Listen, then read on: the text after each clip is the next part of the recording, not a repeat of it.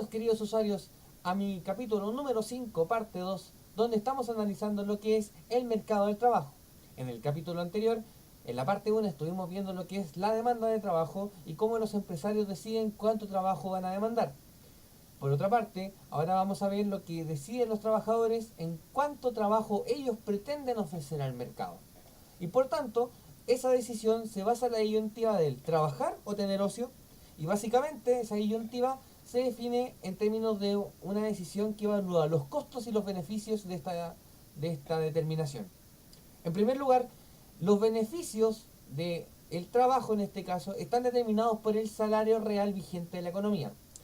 Mientras que, por otro lado, tenemos que el salario vendría siendo el beneficio y el costo vendría siendo la cantidad de ocio que perdemos o dejamos de disfrutar por trabajar una cantidad adicional en la labor que tengamos que realizar. Entonces, básicamente, ¿cómo se decide esto? Esto tiene que ser, o la decisión óptima de trabajo a ofrecer, es cuando, en este caso, el salario real, ya, que en este caso vendría siendo el beneficio, sea igual a su costo, que en este caso sería la utilidad que nos genera a nosotros el ocio. Porque ¿qué pasa si hay un desbalance? ¿O qué pasa si uno es mayor que el otro? Vamos a tener una realidad básicamente como lo pretendo explicar a continuación. Si nosotros tenemos que el salario real, que en este caso es el beneficio, es mayor al costo, obviamente que como el beneficio es mayor al costo, voy a tender a trabajar una cantidad adicional de trabajo. Porque me conviene, porque maximiza, digamos, la utilidad que yo puedo obtener trabajando más que teniendo ocio. Porque obviamente el ocio no me da la cantidad suficiente de utilidad que la que sí me entrega el trabajo. Mientras que si el trabajo o el salario real es menor a lo que me ofrece el ocio como utilidad, obviamente que esto es porque obviamente puedo tener un exceso de trabajo o exceso de oferta de trabajo. Entonces lo que yo voy a buscar es tener más ocio porque obviamente el ocio me entrega más utilidad y más bienestar y placer que el salario real vigente que estoy ganando. Entonces, obviamente que aquí la solución óptima sería que tanto el salario real como lo que me ofrece el ocio, o sea, el beneficio y el costo sean iguales. Por tanto, ¿cómo es la función, digamos, del salario, o la relación entre el salario real y la cantidad ofrecida de trabajo? Y básicamente lo podemos explicar con el gráfico de la izquierda, donde tenemos una función que tiene pendiente positiva. Eso implica que a medida que yo aumento la cantidad de trabajo, como compensación por eh, dejar de tener ocio, busco que mi salario real vaya aumentando. Porque obviamente si no aumenta el salario real y estoy dejando de tener ocio por trabajar, ahí voy a tener, ¿cierto? O voy a dejar de tener la igualdad entre los beneficios, que en este caso sería el salario real, y los costos, que es lo que yo percibo de placer por tener más ocio. Entonces, a medida que yo aumento la cantidad de trabajo, tengo que tener como compensación un mayor salario real. Por eso que aquí tenemos, en este caso, una curva ascendente o con pendiente positiva. Ahora, eh, vamos a ver algunas cosas que son esenciales para entender el cómo esta curva de oferta de trabajo puede sufrir algunas modificaciones que pueden hacer que uno pueda ofrecer más cantidad de trabajo o u ofrecer menos. Entonces, aquí hay que diferenciar dos cosas. Uno, que son los movimientos sobre la curva, y la otra, los desplazamientos. Y los movimientos sobre la curva los habíamos visto de la siguiente forma. Habíamos visto que los desplazamientos, los movimientos sobre la curva son aquellos que se realizan dentro de la curva en este caso, de la oferta de trabajo. Entonces, por ejemplo, nosotros podemos tener muchos puntos que relacionan la cantidad de salario real con la cantidad de trabajo ofrecida. Y todos esos puntos hacen esa relación.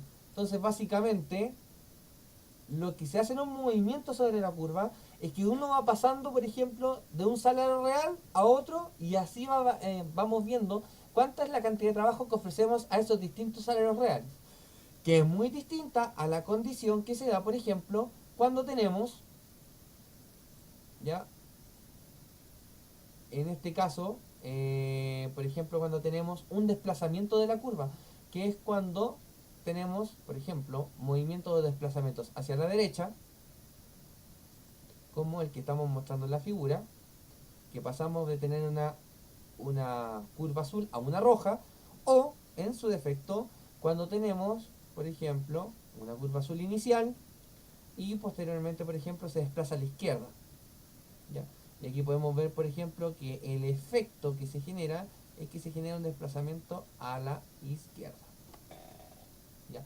Eso que implica, obviamente, tenemos, por ejemplo, que, y esto es sumamente importante entender, que a un mismo salario real, o sea, por ejemplo, esta línea que está acá, y aquí tendríamos el salario real en el eje de las ordenadas, que a un mismo salario real vamos a tener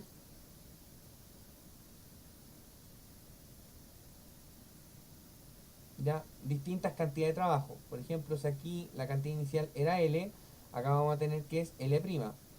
Y acá en este caso se da exactamente la misma relación a un mismo salario real, ¿cierto?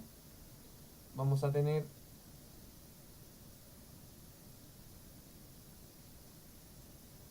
¿cierto? Aquí como lo podemos apreciar,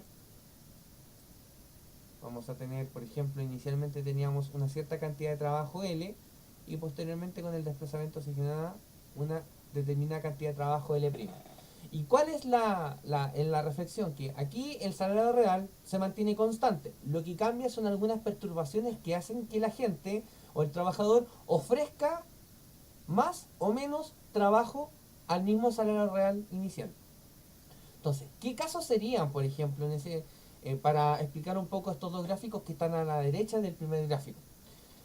Por ejemplo, una renta futura esperada es un factor que se considera importante para determinar si la gente va a ofrecer más o menos trabajo.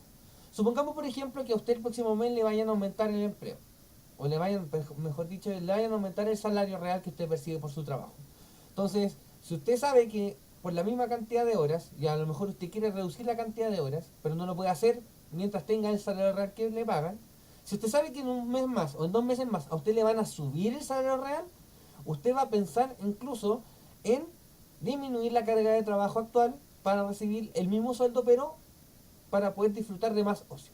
Entonces, ¿eso qué significa? Que si aumenta o usted tiene una expectativa de aumento de la renta futura, entonces usted puede llegar a pensar en disminuir su carga de trabajo laboral hoy, o sea, o en el futuro, disminuir su carga de trabajo porque va a recibir una paga mayor. Entonces, esa paga mayor usted la va a querer disfrutar en ocio, que obviamente las actividades placenteras que usted tiene. Por tanto, eso generaría, en este caso, si aumenta el salario real futuro, yo podría pensar en dejar de trabajar, que sería en este caso,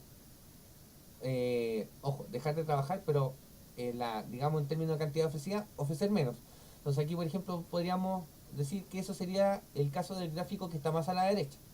Ahora, por ejemplo, en aumento de la riqueza, recuerde que la riqueza son todos aquellos activos o recursos financieros que me quedan después de pagar las deudas.